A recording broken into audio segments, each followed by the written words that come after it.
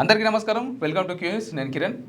అయితే మనకు తెలంగాణ ఏపీపీ రిక్రూట్మెంట్లో భాగంగా ఒక అంశం అయితే మన దగ్గర రావడం జరిగింది. ఇక జూనియర్ అడ్వకేట్ల విషయంలో మరి 3 years ఆఫ్ ఎక్స్పీరియన్స్ కంపల్సరీ అని చెప్పి ప్రభుత్వం చెప్తున్నటువంటి నేపథ్యంలో మరి నిజంగానే మరి 3 years ఎక్స్పీరియన్స్ ఖచ్చితంగా ఉండాలా? మరి అలాగే మరి జూనియర్ లాయర్స్, జూనియర్ అడ్వకేట్స్ ఎవరైతే ఉన్నారో మరి వాళ్ళకి ఖచ్చితంగా మరి స్ట్రైఫ్ ఫండ్ ఇస్తామని చెప్పి ఇంతకుముందు ప్రభుత్వం కూడా మరి ఏదైతే మరి ఎన్నికలు ఉన్నాయో అప్పుడు మేనిఫెస్టోలో కూడా మెన్షన్ చేయడం జరిగింది. అయితే ఈ అన్నింటిని కూడా గురించి కూడా మనం డీటెయిల్స్ కంప్లీట్గా తెలుసుకోవడానికి మనతో పాటు ఉన్నారు ఈరోజు హైకోర్టు అడ్వకేట్ అయినటువంటి మరి ముఖేష్ సామాల గారు. మరి ముఖేష్ సామాల గారిని అడిగి మరి దీని గురించి అయితే క్లారిటీగా అన్ని విషయాలు కూడా అడిగి తెలుసుకుందాం. సార్ నమస్తే. సార్ నమస్తే అండి. అయితే ఇక్కడ మన తెలంగాణ స్టేట్ లెవెల్ పోలీసులో భాగంగా మనకి ఏపీపీలో మరి ఏదైతే మరి అడ్వకేట్స్కి 3 years ఆఫ్ ఎక్స్పీరియన్స్ కంపల్సరీ ఉండాలంటూ ప్రభుత్వం ఒక అంశం అయితే మన దృష్టికి అయితే రావడం జరిగింది. మరి నిజంగానే 3 years ఆఫ్ ఎక్స్పీరియన్స్ కంపల్సరీగా ఉండాలంటారా అడ్వకేట్స్కి రిక్రూట్మెంట్లో భాగంగా? 3 years ఆఫ్ ఎక్స్పీరియన్స్ అనేది మస్ట్ అండ్ షుడ్. ఎందుకు అని అంటే ఎప్పుడైనా పీపీ నోటిఫికేషన్ ఏది వచ్చినా కానీ 3 years మినిమం ఈ ఎక్స్పీరియన్స్ అనేది ఉన్నది. ఇప్పుడు కొత్తగా వచ్చింది ఏం కాదు అది. ఇంకొకటి ఏంటి అంటే రీసెంట్గా మన మేలో సుప్రీంకోర్టు ఒక జడ్జిమెంట్ ఇచ్చింది. జేసీజేలు అంటే ఇంతకుముందు ఎగ్జామ్ రాసి జడ్జిగా అయ్యేది వాళ్ళకు కూడా డైరెక్ట్ బెంచ్ ఎక్కితే వాళ్ళకి ఏం తెలియట్లేదు, ప్రొసీజర్ ప్రాక్టికల్ నాలెడ్జ్ ఉండట్లేదు అని చెప్పి వాళ్ళు కూడా 3 years కంపల్సరీ ఎన్రోల్ అయిన తర్వాత ప్రాక్టీస్ చేస్తేనే they are eligible for that exam అని పెట్టింది. ఇది ఎందుకు కావాలి అనేది మీ ప్రశ్న కదా, అసిస్టెంట్ పబ్లిక్ ప్రాసిక్యూటర్. వీళ్ళు ఎందుకు కావాలి ఇది అని అంటే వీళ్ళు గవర్నమెంట్ తరపున ఉండేటటువంటి ఆఫీసర్స్.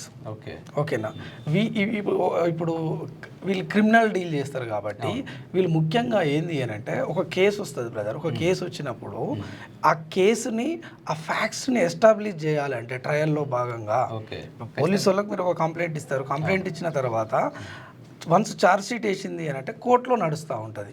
వీళ్ళకి గనక సరైనటువంటి ఎక్స్పీరియన్స్ లేకపోతే బాధితులు ఉంటారు కదా, వాళ్లకు అన్యాయం జరిగిపోతుంది. ఎందుకు అని అంటే లీగల్ నాలెడ్జ్ వీళ్ళకు ఉండదు.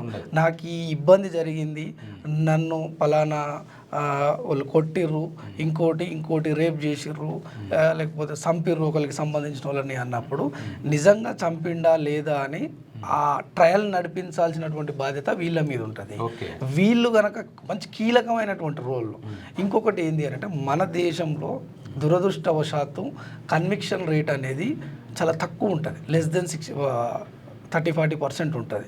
ఎందుకు ఉంటుంది అని అంటే అందరు అనుకుంటారు దేశంలో న్యాయ వ్యవస్థ సరిగా లేదు, ఇంకోటి లేదు, అవి నిన్ననే మర్డర్ చేసిండు, మన ముందర తిరుగుతూ ఉన్నాడు. ఇలాంటి అంశాలన్నీ ఎందుకు వస్తాయి అని అంటే ఇక్కడ ఏదైతే వీళ్ళు కీ రోల్గా ఉంటారు, వీళ్ళు ఏపీపీ వాళ్ళు కీ రోల్గా ఉంటారు కాబట్టి వీళ్లకు ఈ ట్రయల్ ఎక్స్పీరియన్స్ అనేది క్రిమినల్ కోర్టులలో సరిగ్గా 3 years కాదు, ఇక మోర్ దెన్ పెట్టినా నష్టం లేదు. కానీ 3 years అనేది మస్ట్ అండ్ షుడ్ ఉంటే వాళ్ళకి ట్రయల్ ఎట్లా నడుస్తూ ఉన్నది, ఏ విధంగా వీళ్ళు డిఫెండ్ చేయాలా, లేకపోతే ఏ విధంగా వీళ్ళు గవర్నమెంట్ తరఫున వీళ్ళు వేసినటువంటి ఛార్జ్ షీట్ని సపోర్ట్ చేస్తూ మాట్లాడాలి కోర్టులో చేసి ఆ దోషి ఎవడైతే ఉంటాడో వాడు తప్పించుకోకుండా చట్టం దృష్టిలో ఉండాలి అని అంటే ఖచ్చితంగా వీళ్ళకి ప్రాక్టికల్ నాలెడ్జ్ ఉండాలి. సపోజ్ మీరు ఒక లా గ్రాడ్యుయేట్ ఉన్నాడు, 3 years డిగ్రీనో 5 years డిగ్రీనో చేస్తాడు, చేసిన తర్వాత ఎన్రోల్ చేసుకుంటూ ఉంటాడు. అప్పుడు వీళ్ళు డైరెక్ట్ వచ్చిందంటే ఏం చేయాలి, ఎందుకంటే మన విద్యా వ్యవస్థలో ఉన్నటువంటి కొన్ని లోపాలు కావచ్చు. ఇప్పుడు ఎంబీబీఎస్ డాక్టర్లు ఉన్నారు, ఎంబీబీఎస్ డాక్టర్లు వచ్చేసి మీకు ఎట్లా ఉంటుంది, వాళ్ళకు ప్యారలల్గా ఒక కాలేజ్ ఉంటుంది, మెడికల్ కాలేజ్. వీళ్ళు ఏం చేస్తారు, వీళ్ళ చదువు అంతా అక్కడనే, ప్రాక్టికల్ నాలెడ్జ్ ఉంటుంది. అలాంటి నాలెడ్జ్ అనేది ఈ లీగల్ ఎడ్యుకేషన్లో లేదు కాబట్టి ఒక సీనియర్ అడ్వకేట్ దగ్గర, క్రిమినల్ చేసే అతని దగ్గర ఉన్నారనుకోండి, వీళ్ళకు ఎట్లా ఉంటుంది, ట్రయల్ ఏ విధంగా నడిపించాలి, ఒక దోషి తప్పించుకోకుండా ఉండడానికి ఈయన ఆర్గ్యుమెంట్స్ ఎట్లా ఉండాలి అందులో అనే అంత ఇంపార్టెంట్ రోల్ అది. అక్కడ మీరు లా పాస్ అయ్యారు, తర్వాత ఏఐబిఈ పాస్ అయ్యారు, ఎన్రోల్మెంట్ చేసుకున్నారు, డైరెక్ట్ మీరు ఈ థియరిటికల్ నాలెడ్జ్ అనేది అక్కడ సరిపోదు.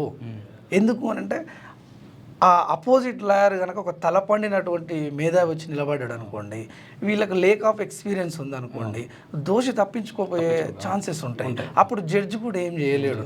మీలాంటి వ్యక్తులు ఏం చేస్తారంటే ఇక టీవీ ముందుకు వచ్చి న్యాయం ఎక్కడ జరిగింది, ఇదేంది అదేంది అని మొత్తుకుంటారు. కాబట్టి చాలా గౌరవప్రదమైనటువంటి పోస్టు, వాళ్ళ కీ రోల్లో ఉండాల్సినటువంటి వ్యక్తులు వాళ్ళకి ఖచ్చితంగా ఎక్స్పీరియన్స్ ఉండాలి. ఎక్స్పీరియన్స్ ఉండొద్దు అనుకోవడం ఒక రకంగా ప్రొఫెషనల్ ఫీల్డ్ కాబట్టి ఖచ్చితంగా వాళ్ళకి అవగాహన ఉంటే. దీనికి తోడు పైన కూర్చునే ఆఫీసర్ జడ్జ్ అనే వ్యక్తి వాళ్ళకే 3 years ప్రాక్టికల్ నాలెడ్జ్ ఉండాలి, వీళ్ళు ప్రాక్టీస్ చేసి ఉండాలి అని చెప్పి సుప్రీంకోర్టు మొన్ననే మేలో ఒక జడ్జిమెంట్ ఇచ్చింది. కాబట్టి ఖచ్చితంగా ఉండాల్సిందే అని నా వ్యక్తిగత అభిప్రాయం. ఓకే సార్, అంత ఇంపార్టెంట్ రోల్ అది. ఓకే, చాలా బాగా చెప్పారు. మరి నిజంగానే ఖచ్చితంగా ఎక్స్పీరియన్స్ ఉంటేనే ఏదైనా. ఇప్పుడు చదువుకి ఎక్స్పీరియన్స్కి చాలా తేడా ఉంది. మనము చదువుకున్న నాలెడ్జ్ వేరు, మనం ఎక్స్పీరియన్స్ వేరు. కాబట్టి ఖచ్చితంగా ఎక్స్పీరియన్స్ ఉంటే కనుక మరి దోష తప్పించుకునేటువంటి దానికి తోడు మీరు ఇంకొకటి ఏదో అడిగినట్టున్నారు, స్టైపాండ్. యాక్చువల్గా మరి జూనియర్ ఇక్కడ జూనియర్ సీనియర్ అనే అంశాలకు వచ్చేసరికి ఏం జరుగుతూ ఉన్నదంటే వన్స్ ఎన్రోల్ అయిన తర్వాత వీళ్ళ కేసులు రావు. కేసులు రానప్పుడు ఇక వీళ్ళు పొద్దుకులు కోర్టులలో తిరిగి వాళ్ళ సర్వైవల్ కూడా ఉంటుంది కదా, ఇబ్బంది అవుతుంది అని చెప్పి మీకు already Telangana government Congress party మేనిఫెస్టోలో 26వ చాప్టరు అడ్వకేట్ వెల్ఫేర్ అని చెప్పి 35వ పేజీల ఒక 8 అంశాలని చెప్పారు. 8 అంశాలలో భాగంగా ఒక్క అంశము ఈ 5,000 స్టైపాండ్. వాస్తవంగా 5,000 స్టైపాండ్ సరిపోదా అని అంటే కనీసం మనకు పెట్రోల్కో ఇంకో దేనికో అవసరం వస్తుంది కదా, అది తీర్చాల్సినటువంటి బాధ్యత ఇప్పుడున్నటువంటి ప్రభుత్వం మీద ఉన్నది. దాన్ని ఎట్లా మీరు స్క్రూటినీ చేస్తారు? బిలో 5 years అని అంటే ఒక 5 సంవత్సరాల ఎక్స్పీరియన్స్ వచ్చే వరకే ఓన్గా కేసులు చేసుకోవడం మొదలు పెడతాడు. ఎవరి మీద ఫైనాన్షియల్ డిపెండెన్సీ ఉండదు. కాబట్టి అప్పటి వరకు ప్రభుత్వం ఆదుకోవాల్సినటువంటి బాధ్యత ఉంటుంది. దాన్ని గుర్తించడాన్ని మనం ఇక్కడ అప్రిషియేట్ చేయొచ్చు. కానీ గత 2 సంవత్సరాలలో మర్చిపోవడం ఏదైతే ఉందో అది అత్యంత బ్లండర్ మిస్టేక్ కాంగ్రెస్ గవర్నమెంట్. ఇది ఆల్రెడీ హామీలో కూడా ప్రకటించడం జరిగింది. మరి జూనియర్స్కి ఖచ్చితంగా మేము స్టైఫండ్ ఇస్తామని. మరి ఇప్పటివరకు కూడా అంశాన్ని ఎక్కడ అది చేయట్లేదు. అదే పక్క రాష్ట్రంలో లా నేస్తం అని ఒకటి పెట్టి జగన్ గారు ఇచ్చారు 5,000. ఆ ప్రభుత్వం ఇవ్వగలిగినప్పుడు ఈ ప్రభుత్వం ఎందుకు ఇవ్వదు? ఇంకొకటి 100 కోట్ల ఫండ్ ఇస్తా అని అన్నది, అడ్వకేట్ వెల్ఫేర్ ఫండ్ ఇవ్వలేదు. అంటే కేవలం ఈ అడ్వకేట్ల ఓట్లని గంపగుత్తగా వేసుకోవడానికి. ఇంకొకటి వీళ్ళు జీపీలు పీపీలు వీళ్ళ రిక్రూట్మెంట్లు ఏవైతే ఉంటాయో ఏజీపీలు ఎస్సీ ఎస్టీ బీసీలకు సమన్వయం కల్పిస్తామని కూడా ఒక పాయింట్ ఉంది దాంట్లో. ఇక అది ఎస్సీ ఎస్టీ బీసీల గురించి కాంగ్రెస్ ప్రభుత్వం మాట్లాడితే అదొక హాస్యాస్పదమైనటువంటి. ఎందుకంటే ఇప్పుడు ఎవరు రూలింగ్ నడుస్తున్నది, ఎవరి ఆధిపత్యం ఉన్నది, ఎవరి ఆజామాయిష్ ఉన్నది, ఎస్సీ ఎస్టీల బీసీ పరిస్థితులు ఎట్లా ఉన్నది, వీళ్ళ పరిస్థితులు ఏది పొలిటికల్ డొమైన్లో కావచ్చు, ఈ ఆధిపత్య వర్గాల పరిస్థితి ఏంది అనేది కూడా మనం చూస్తున్నాం. ఇప్పుడు ఫైనల్గా మరి ప్రభుత్వానికి మీరు ఏం కోరుతున్నారు అంటే, ఇప్పుడు ఆల్రెడీ స్టైఫండ్ ఇస్తామని చెప్పి హామీ ఇవ్వడం జరిగింది. మరి ఇప్పటి వరకు కూడా ఒక దానిపైన అంశాన్ని గురించి కూడా మరి ఇప్పటి వరకు కూడా చర్చించడం ఇక్కడ కూడా మనం చూడలేదు ప్రభుత్వం. మరి ప్రభుత్వానికి మరి అంటే జూనియర్ల ఇప్పుడు లాయర్ల తరఫు నుండి స్టైఫండ్ విషయంలో మీరు ఏం చెప్తారు? స్టైఫండ్ ఖచ్చితంగా ప్రభుత్వం ఇవ్వాల్సిందే. మీరు ఒక న్యాయపత్రం అని చెప్పి కూడా రిలీజ్ చేశారు. ఆ న్యాయపత్రం అనే పేరు మంచిగానే ఉంది, కానీ అడ్వకేట్లకు ఖచ్చితంగా అన్యాయం చేశారు. 5 సంవత్సరాల లోపు ఎవరైతే ఉంటారో వాళ్ళకి 5,000 అనేది పెద్ద బడ్జెట్ కూడా కాదు. బడ్జెట్కి ఏదో మీరు ఇచ్చినటువంటి ఊకదంపుడు హామీలు ఏవైతే ఉన్నాయో 2,500 ప్రతి మహిళకి ఇస్తామని చెప్పి అని అన్నారు. ఆ 3,000 పెన్షన్ని 5,000 చేస్తాం, ఇంకేదో బ్లాబ్లా చెప్పారు. అంతమంది కూడా అడ్వకేట్లు ఉండరు. బహుశా నేను అనుకుంటాను 20,000 నుంచి 30,000 మంది మాత్రమే ప్రతి సంవత్సరం ఎన్రోల్ చేసుకుంటూ ఉంటారు ఓవరాల్గా అన్ని కలిపి. కాబట్టి అందులో కూడా రెగ్యులర్ ప్రాక్టీస్ ఉండే వాళ్ళని గుర్తించి ఇవ్వగలిగితే నేను అనుకుంటున్నాను ఎన్రోల్ చేసుకున్న వాళ్ళలో హార్డ్లీ 40% రెగ్యులర్ ప్రాక్టీస్లో ఉన్న వాళ్ళు ఉంటారు, రోజు కోర్టుకు వచ్చేవాళ్ళు. మిగతా వాళ్ళంతా చేసి మళ్ళీ వాళ్ళు వేరే వ్యాపారాలు ఉంటుండొచ్చు, ఇంకో ఆ వృత్తిని కొనసాగించలేరు. వాళ్ళని మీరు ఏ విధంగా ఫిల్టర్ చేస్తారో తెలియదు. బహుశా మీరు హార్డ్లీ మీరు స్క్రూటినీ అవుట్ చేయగలిగితే ఒక 10,000 మంది వెళ్తారు. దానికి ఏఐబిఈని కూడా ఒక బెంచ్ మార్క్గా పెట్టండి. సరే 1 year 2 years అని అంటే తిప్పలు పడతారు, వాళ్ళ తిప్పలు వాళ్ళు పడి చేసుకుంటుంటారు. అక్కడనో ఇక్కడనో 1000కి 2,000కి పని. కానీ ఈ చిన్న హామీని కూడా నిలబెట్టుకెళ్ళినటువంటి నిస్సహాయ స్థితిలో కాంగ్రెస్ పార్టీ ఉందని అయితే నేను అనుకోను. ఇంకా ముఖ్యంగా ఈ 5,000 కావాల్సిన వాళ్ళు ఎవరైతే ఉంటారో కావాలని అడిగే పిల్లలు కూడా ఎస్సీ ఎస్టీ బీసీలే ఉంటారు. మీరు అది ఇవ్వకపోతే ఇక్కడ మా అమ్మాయిలకు ఇచ్చినటువంటి హామీలు ఇయ్యరు, మాకు ఇయ్యరు, చదువుకునే పిల్లలకి ఇవ్వాల్సినటువంటి అది ఇయ్యరు. కాబట్టి మెజారిటీ ప్రజలు ఎస్సీ ఎస్టీ బీసీలు ఉంటారు. కాబట్టి వీళ్ళు లీగల్ ఎడ్యుకేషన్ ఎక్కువ ఉంటుంది వీళ్ళ దగ్గర. వీళ్ళు కర్రు కాల్చి వాత పెట్టే టైం కూడా కాంగ్రెస్ పార్టీకి ఉంది, రేవంత్ రెడ్డి గారికి ఉందని చెప్పి మీ క్యూనియస్ ద్వారా చెప్తా ఉన్నాను. ఇందులో మీ పటేన్లు ఉండరు, మీ దొరలు ఉండరు, మీ ఉన్నటువంటి సంపన్న వర్గాలు భూస్వామిక వర్గాలు ఉండరు.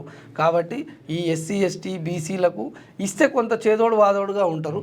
లేదు అని అంటే మేము ఎక్కడేం చేయాలో మాకు తెలుసు, అంబేద్కర్ గారు ఇచ్చినటువంటి ఓటు హక్కు ఉంది. మేము కాదు, మా కుటుంబాలు, మా మిత్రులు, మాకు సంబంధించిన పరివారం, మా దగ్గరకు వచ్చే క్లయింట్లను కూడా మేము ఇన్ఫ్లుయెన్స్ చేసేటటువంటి అది ఉంటుంది. ఎందుకంటే పొద్దున్న లేస్తే మేము ఒక రకంగా క్లయింట్లని కొన్ని పదుల సంఖ్యలో మేము కలుస్తూ ఉంటాం. కాబట్టి మేము ఎక్కడ చూసినా గవర్నమెంట్ మీద వ్యతిరేకంగానే చెప్తాం.